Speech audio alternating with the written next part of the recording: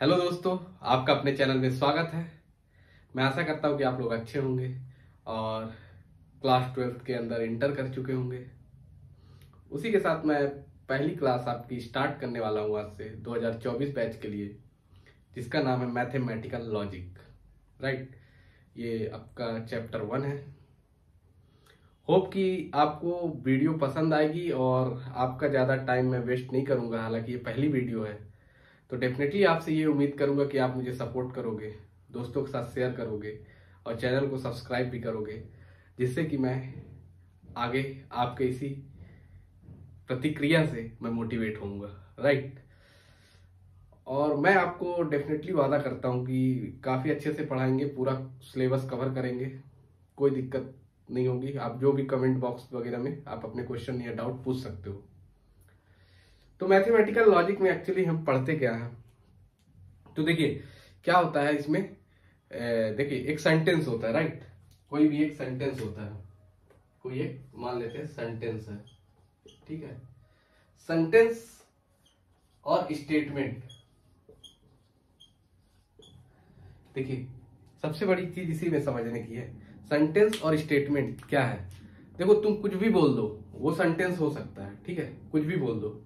और स्टेटमेंट, हम कौन सी स्टेटमेंट की बात कर रहे हैं? मैथमेटिकल स्टेटमेंट की बात कर रहे हैं, मैथमेटिकल स्टेटमेंट की बात कर रहे हैं। सेंटेंस आप कुछ भी बोलोगे, सेंटेंस है, वह जा रहा है, वह खा रहा है, वह नहा रहा है, सब सेंटेंस है।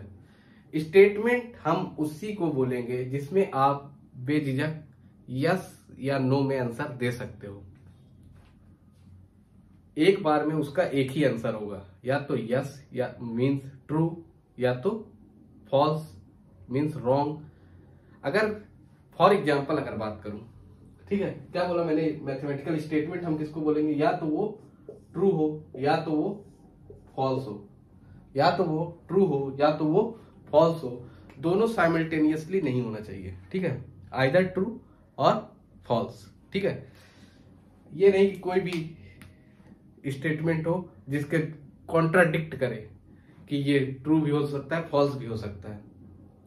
मैं बोलूं बारिश हो रही है, बहुत तेज बारिश हो रही है, तो किसी के लिए वो नॉर्मल होगी। अब मुंबई वालों के लिए बारिश बहुत तेज का मतलब होता है कि इतना इतना पानी हो जाए, तब है बहुत तेज बारिश।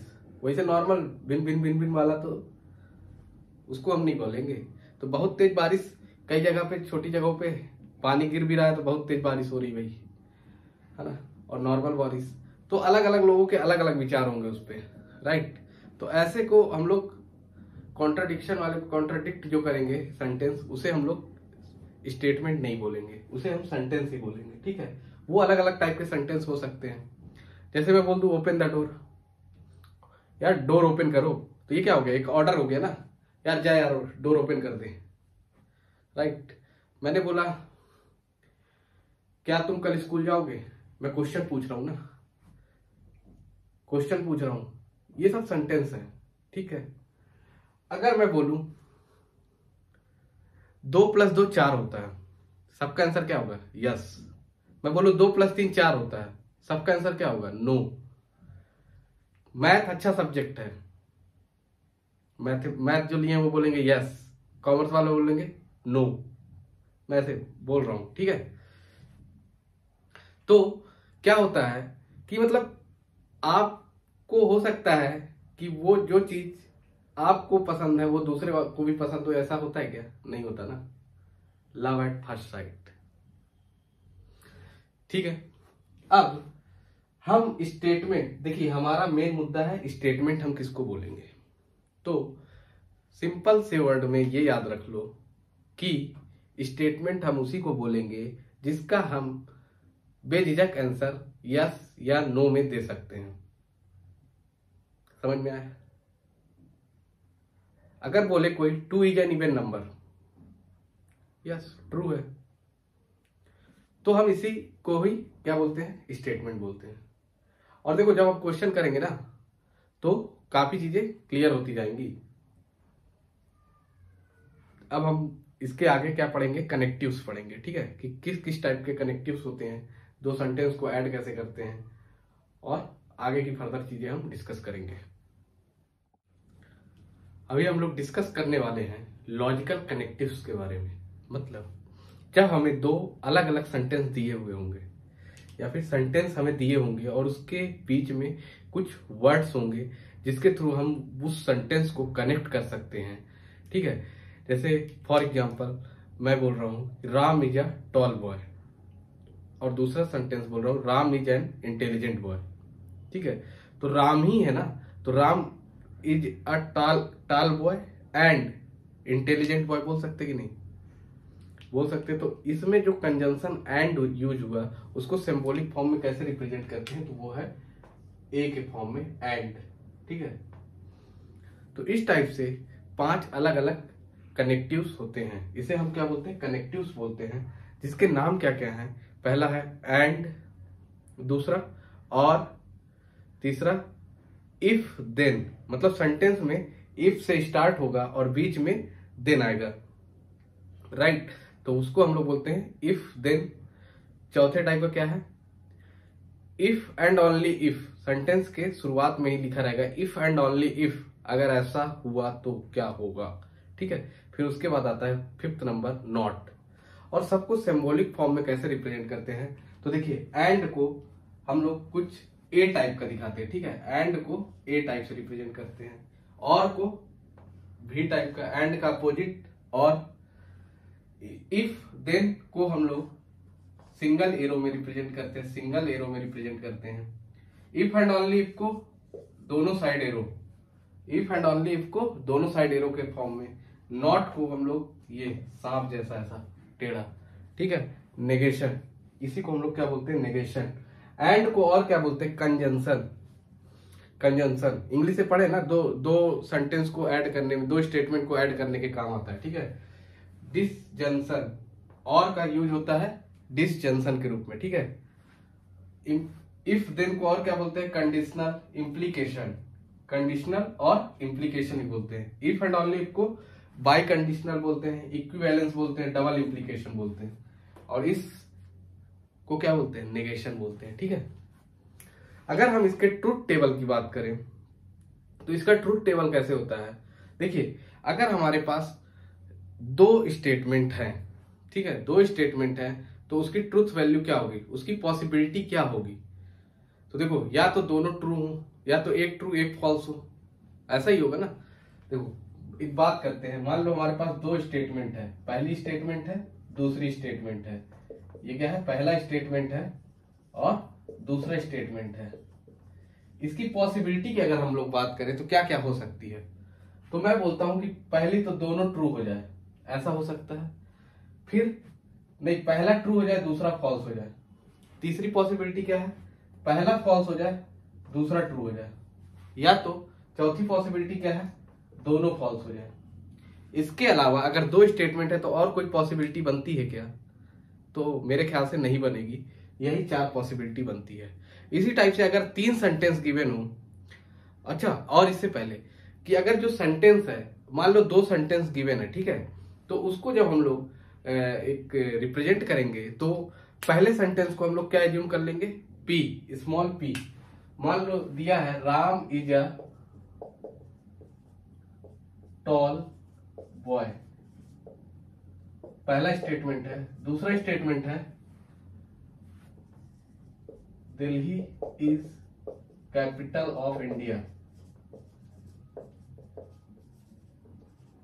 ये दूसरा स्टेटमेंट है। ठीक है, अगर हमें दो स्टेटमेंट गिवन है, दो स्टेटमेंट गिवन है, तो स्टेटमेंट को कि Ram is a tall boy, और जो दूसरी स्टेटमेंट है उसको क्या एज्यूम कर लेंगे? क्यू, कि Delhi is capital of India. समझ गए? अब ये दोनों के लिए हमारी एक ट्रूथ टेबल रेडी होगी। ठीक है, मान लो इसमें हम लोग अलग अलग कंजंक्शन यूज कर, अलग अलग ये जो अपने सिंबॉलिक फॉर्म है या कनेक्टिव्स हैं, उसके अलग अलग हम ट्रूथ टेबल बनाएंगे कि वो कैसे अप्लाई होते हैं। तो वो काफी इजी तरीके से मैं बता दूंगा आपको, एक बार एक कहानी टाइप का सुनाऊंगा और वो आपको डेफिनेटली याद हो जाएगी, और उससे आप मतलब हर एक क्वेश्चन को फोड़ दोगे। मैं गारंटी लेता हूँ इस बात की, तो इस बात की तो मैं गारंटी ले सकता हूँ श्योर, कि जो चीज मैं बताऊंगा एक कहानी टाइप का सुनाऊंगा और आई थिंक आप अगर उसे ध्यान से सुन लोगे तो आप क्वेश्चन को फोड़ दोगे। आई एम श्योर आप भी श्योर रहोगे। ठीक है, अब हम ट्रूथ टेबल कैसे रेडी करते हैं उसकी बात करेंगे। ठीक है, ट्रूथ टेबल कैसे रेडी करते हैं उसकी बात करेंगे। तो उसको डिस्कस करने से पहले मैंने जैसा कि आपको बोला था कि मैं एक स्टोरी आपको सुनाऊंगा और उसके बाद देखो समझने के अलग अलग तरीके हैं, समझा दूंगा, हो सकता है आप भूल जाओ, लेकिन मैं एक कहानी सुना देता हूं, उससे में भी याद रह जाए, है ना। लेकिन जब अगर वो कहानी ही दिमाग में बैठ गया ना तो फिर क्वेश्चन कैसे भी आए आप उड़ा दोगे। I am sure. तो देखो मैं एक बात बोलता हूं कि एक लड़का है और एक लड़की है। ठीक है, एक लड़का है और एक लड़की है, दोनों लोग और कंडीशन से जुड़े हुए हैं। एंड, ठीक है, एंड कंडीशन से जुड़े। एंड का मतलब और, ठीक है। तो ये दोनों जब राजी होंगे ना, ये दोनों जब राजी होंगे तभी कोई काम बनेगा। दोनों राजी होने चाहिए, एंड में दोनों राजी होने चाहिए। एक लड़का है एक लड़की है, अगर दोनों राजी होंगे तो एंड हमारा सक्सेसफुल है। एक भी राजी नहीं हुआ तो कहानी गड़बड़ हो जाएगी, डेफिनेटली गड़बड़ हो जाएगी। ठीक है, इस कहानी को हम कोरिलेट करेंगे। अभी और की बात करते हैं। और कैसा दिखता है? और इसको बोलते हैं और या, इसका अर्थ क्या होता है? या। अब देखिए या वाले के पास मान लेते हैं कि ये एक लड़का है, ये लड़का है, ये दो लड़कियां हैं। ठीक है, लड़का, ये दो लड़कियां हैं, ये गर्लफ्रेंड 1 नंबर की है, ये गर्लफ्रेंड 2 नंबर की है। 2 गर्लफ्रेंड है भाई उसके पास। अगर उसकी दोनों गर्लफ्रेंड उससे खुश है तो कोई दिक्कत होगी उस लड़के को? मुझे तो नहीं लगता होगी। अगर उस लड़के की एक भी गर्लफ्रेंड खुश है, गर्लफ्रेंड दोनों हैप्पी होने का मतलब क्या है? ट्रू की बात कर रहा हूं मैं, ट्रू की बात कर रहा हूं। तो दोनों अगर खुश है तो लड़का भी खुश है। अगर दोनों में से कोई एक भी खुश है, एक नाराज है, लड़के को कोई दिक्कत नहीं, उसका टाइम पास बराबर हो रहा। क्लियर है? देखो यार, ट्रू लव वाले गुस्सा मत होना, बस समझाने के लिए। ठीक है, चलो पहली वाली खुश है, दूसरी वाली नाराज है, लड़का बोला कोई दिक्कत वाली बात नहीं। दूसरी वाली खुश है, पहली वाली नाराज है, तब भी लड़के को कोई दिक्कत की बात नहीं। लेकिन अगर दोनों नाराज हो जाएं, पहला भी नाराज हो जाए या दूसरा भी नाराज हो जाए, तो क्या लड़के को दिक्कत होगी? ऑफ कोर्स दिक्कत होगी। तो ये भी क्या होगा? फॉल्स होगा। बाकी केस में मतलब लड़के को कोई दिक्कत नहीं है भाई, ट्रू ही होगी उसकी ट्रूथ वैल्यू। एंड और की कहानी समझ में आ गई होगी। एंड में मैंने क्या बोला कि दोनों के दोनों खुश होने चाहिए, दोनों के दोनों खुश होने चाहिए। ट्रू ही ट्रू होगा, बाकी केस में फॉल्स होगा। और के केस में दोनों ट्रू हो तो भी ट्रू होगा, एक ट्रू एक फॉल्स होगा तो भी ट्रू होगा। ठीक है, अब बात आती है किसकी? इंप्लाइज की। ये इंप्लाइज, इसको क्या बोलते हैं हम लोग? इंप्लाइज।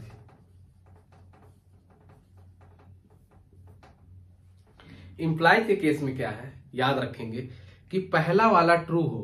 क्या बोला मैंने? पहला वाला ट्रू, दूसरा वाला फॉल्स तो फॉल्स। क्या बोला मैंने? इंप्लाइज में पहला ट्रू, दूसरा फॉल्स तो फॉल्स, बाकी सब ट्रू। आंख मूंद के, पहला ट्रू, दूसरा फॉल्स तो फॉल्स, बाकी सब ट्रू। ठीक है, इंप्लाइज में क्या बोला मैंने? पहला फर्स्ट ट्रू, सेकेंड वाले रो का फॉल्स तो फॉल्स। ये याद रखना है अपने को। ठीक है, डबल इंप्लाइज, डबल इंप्लाइज में ट्रू मतलब दोनों ट्रू तो ट्रू, डबल है ना, और दोनों फॉल्स तो भी ट्रू। याद रखना है, डबल फॉल्स। अब इसके बाद आता है नेगेशन। नेगेशन मतलब निगेटिव। तो ट्रू का क्या हो जाएगा? फॉल्स, और फॉल्स का ट्रू। तो नेगेशन का मतलब होता है ट्रू का फॉल्स और फॉल्स का ट्रू। ठीक है, तो ये आई थिंक आपको क्लियर हो गया होगा। एक बार रिवीजन कर लेते हैं। एंड में दोनों राजी, और में दोनों राजी तो भी ओके, एक राजी तो भी ओके, दूसरी वाली राजी तो भी ओके, दोनों नहीं है राजी तो दिक्कत। इंप्लाइज में पहला ट्रू दूसरा फॉल्स तो फॉल्स, बाकी सब ट्रू। डबल इंप्लाइज में दोनों, मतलब दोनों ट्रू दोनों फॉल्स तो ट्रू, बाकी फॉल्स। फिर नेगेशन में पहला ट्रू, नेगेशन में क्या, ट्रू का फॉल्स, फॉल्स का ट्रू। बहुत बढ़िया। अब इसके ट्रूथ टेबल देख लेते हैं हम लोग। ठीक है, ट्रूथ टेबल कैसे बनेगा, जो हम लोगों ने बात बोली वो देखते हैं आपको समझ में आएगी नहीं। ठीक है, ट्रूथ टेबल से आप बताओगे। तो देखो, मान लेते हैं हम लोग एग्जांपल के लिए दो ही स्टेटमेंट गिवन है। ठीक है, पी एक स्टेटमेंट है, पी स्टेटमेंट है और क्यू स्टेटमेंट है। ठीक है, पी स्टेटमेंट है और क्यू स्टेटमेंट है। दो स्टेटमेंट है तो पॉसिबिलिटी कितनी हो जाएंगी टोटल, 4, और 3 होंगी तो 8। तो देखो 1 2 3 4। तो इसको लिखते कैसे हैं, पहले वाले में 2 ट्रू 2 फॉल्स, 2 ट्रू 2 फॉल्स। दूसरे वाले में अल्टरनेट लिखते हैं, 1 ट्रू 1 फॉल्स, 1 ट्रू 1 फॉल्स। ठीक है, अब इसके बाद हम अलग अलग ऑपरेशन लगाते हैं। ठीक है, अब कोई बोले मुझे P एंड Q बताओ, P एंड Q बताओ, तो P एंड ए जैसा दिखता है, Q बताओ। तो P एंड Q में क्या बोला था मैंने, दोनों ट्रू तो ट्रू, नहीं तो फॉल्स। तो दोनों ट्रू है, P एंड Q में दोनों ट्रू है तो ये क्या होगा, ट्रू। बाकी देखो फॉल्स। समझ रहे हो, ऐसे ही करना है। फिर इसके बाद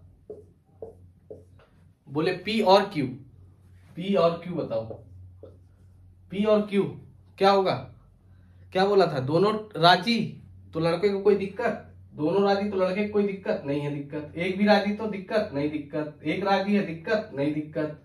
दोनों राजी नहीं है तो है दिक्कत। समझ गए, P और Q निकल गया। फिर इसके बाद